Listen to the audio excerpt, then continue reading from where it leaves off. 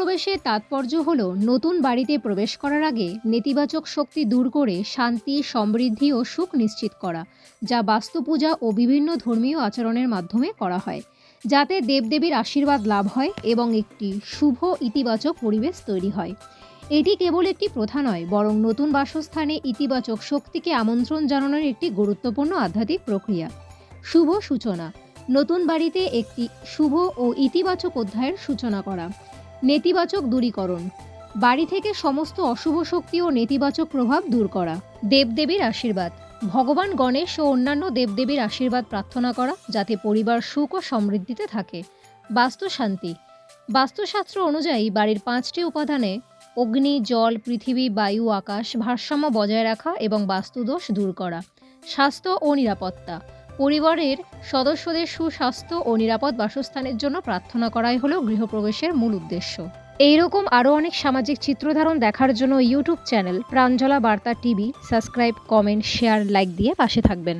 জগৎবন্ধু সংসার দিন পালক তদ্দা শতা শত সনন্দ আশতং দেহি মে প্রভু কৃষ্ণায় বাসুদেবায় হরে পরমাত্মনে প্রণত ক্লেশনাশায় গোবিন্দায় নমো নমঃ।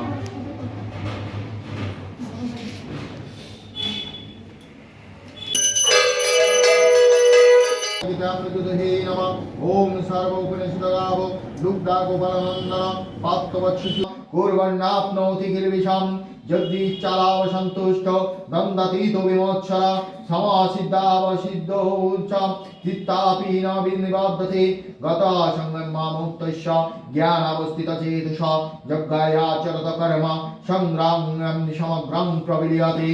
ओम ब्रह्मापर्णं ब्रह्मा हवि ब्रह्माग्नो ब्रह्महु ब्रह्मणाहुतं ब्रह्मैव तेन गन्तव्यं ब्रह्म।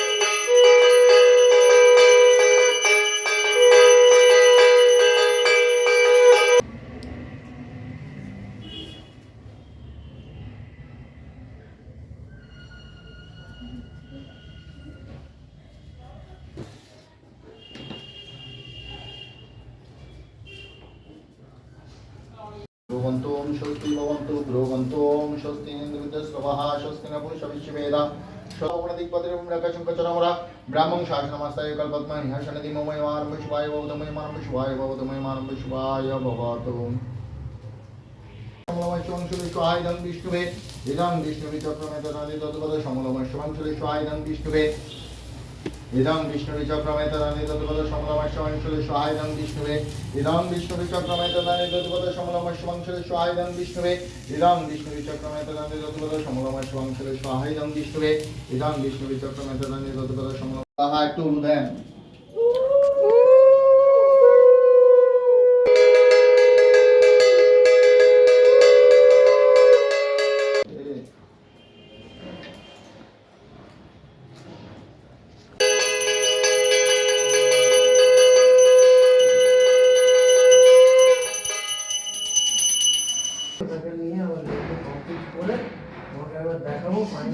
আজকে যে গৃহপ্রবেশে এসেছেন, গৃহপ্রবেশের সংক্ষিপ্তভাবে তাৎপর্য কিছু বলার জন্য আপনার কাছ থেকে বিশেষ করে অনুরোধ রাখছি।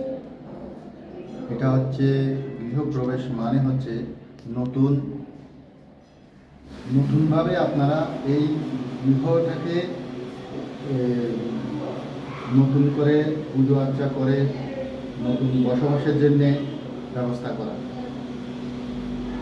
সুখে শান্তিতে ছেলে নিয়ে থাকতে পারেন মতো, কোনো অসুবিধা না হওয়ার মতো এই পুজোটা করার মানে হচ্ছে যদি কোনো অসুবিধা হয়ে থাকে ওগুলো কেটে যাওয়া, বাস্তু পুজো থেকে শুরু করে ওখানে সব পুজো হয়, স্থানেশ্বরী পুজো, নারায়ণ পুজো সব হয়। ওগুলো করে আমাদের হিন্দু ধর্মের মতে এটা একটা ভালো কাজ আর কি, ভালো কথা। এই পুজো করে দুঃখা ভালোভাবে সুখে শান্তিতে থাকতে পারি মতো আশীর্বাদ নেওয়া ঠাকুরের কাছে। ঠাকুর মশাই বলতে চেয়েছে কোনো একটা নতুন কিছু যদি প্রতিষ্ঠান হোক, বসত বাড়ি হোক, যে কোনো কিছু যখন নতুনভাবে সৃষ্টি হবে বা বসত করবে, সেখানে ধর্মীয় আচরণগুলো মেনে চলতে হবে, ধর্মীয় নিয়মকানুনগুলো মেনে চলতে হবে। তাহলে আমাদের আগামী দিনের সে আরও ভক্তিকা আমাদের কী হবে, মঙ্গলময় বার্তা আমাদেরকে উপহার দেবে। আমার সাংবাদিক বন্ধু পাত্র আর কিছু বলার জন্য আমি বলছি। আমি এলাম, গৃহপ্রবেশে ভালোই লাগলো, অংশগ্রহণ করলাম। পুজো থেকে, যজ্ঞ থেকে, অঞ্জলি থেকে। আমি তো জানতাম না যে অঞ্জলির ব্যবস্থা অবশ্যই থাকবে, কিন্তু আমি যে অঞ্জলি দেবো সেটা ভাবিনি।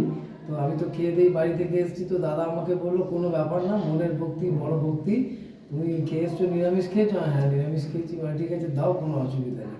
তো যাই হোক, দাদার জন্য আমি অঞ্জলিটাও দিতে পারলাম। তো পুজো, যজ্ঞ, অঞ্জলি সবটাই অংশগ্রহণ করতে পেরেছি। ঠাকুরমশাই খুব ভালোভাবে আমাদের সঙ্গে সঙ্গত করেছে, সহযোগিতা করেছে। ঠাকুরমশাইকে অনেক অনেক ধন্যবাদ। এবং আমি প্রার্থনা করব যে দাদা, বৌদি, পরিবার নিয়ে সবাই সুখে শান্তিতে ভালোভাবে এখানে বসত বাড়িতে থাকুক, বাস করুক। আমাদের লোকালের প্রতিবেশীদের মধ্যে একজন নতুন প্রতিবেশী আগত হলো, এটা আমাদের খুবই আনন্দের বার্তা বা আমাদের কাছে খুব ভালো লাগার বিষয়। ধন্যবাদ।